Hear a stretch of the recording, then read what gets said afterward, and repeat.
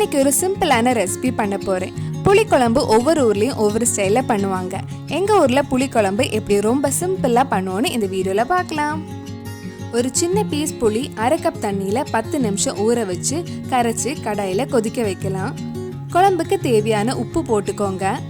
என் பொண்ணுக்கு வெண்டைக்காய் ரொம்ப பிடிக்கும், அதனால 2 வெண்டைக்காய் போட்டு இந்த புளிக்குழம்பு பண்ணுறேன். நீங்கள் வெண்டைக்காய்க்கு பதிலாக வெள்ளரிக்காய் கூட போடலாம். வெண்டைக்காய் புளி தண்ணியில் 10 நிமிஷம் வேகட்டும். வெண்டைக்காய் கொஞ்சம் மழுமழுன்னு இருக்கிறனால தான் புளி தண்ணியில் வேக வைக்கிறோம்.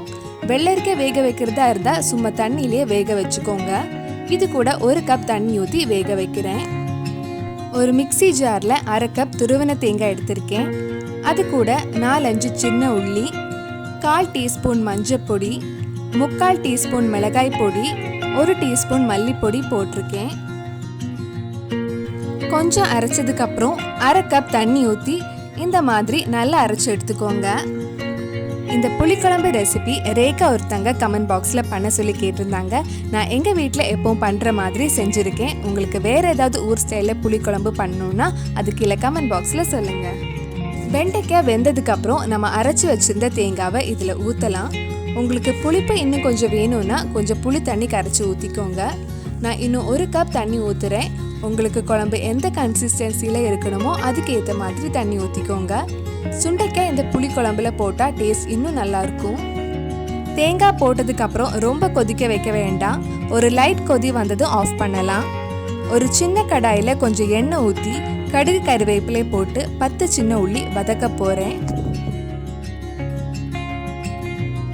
வெங்காயம் லைட் ப்ரௌன் கலர் வரது வரைக்கும் கொஞ்சம் வதக்கணும். இந்த புளிக்குழம்பு வெண்டைக்காய், வெள்ளரிக்காய், காய்கறி எதுவும் போடாமல் 5 நிமிஷத்தில் பண்ணலாம். நம்ம அரைச்சி வச்சுருந்த தேங்காயில் கொஞ்சம் தண்ணி, புளி தண்ணி ஊற்றி இந்த சின்ன உள்ளி வதக்கி போட்டால் 5 நிமிஷத்தில் சிம்பிளாக ஈஸியாக டேஸ்டியான புளிக்குழம்பு ரெடி ஆகிடும். சின்ன உள்ளி வதங்கி லைட் ப்ரௌன் கலர் ஆயிருக்கு. இனி இது குழம்புல போட்டால் நாகர்கோவில் ஸ்டைல் புளிக்குழம்பு ரெடி. நீங்களும் எங்கள் ஊர் ஸ்டைல் புளிக்குழம்பு உங்கள் வீட்டில் கண்டிப்பாக செஞ்சு பாருங்கள். பிடிச்சிருந்தா லைக் பண்ணுங்கள், ஃப்ரெண்ட்ஸ் அண்ட் ஃபேமிலி கூட ஷேர் பண்ணுங்கள். வேறு என்னெல்லாம் ரெசிபீஸ் நம்ம சேனலில் ட்ரை பண்ணலான்னு கீழே கமெண்ட் பாக்ஸில் சொல்லுங்கள். மறக்காமல் நம்ம சேனலையும் சப்ஸ்கிரைப் பண்ணிடுங்க.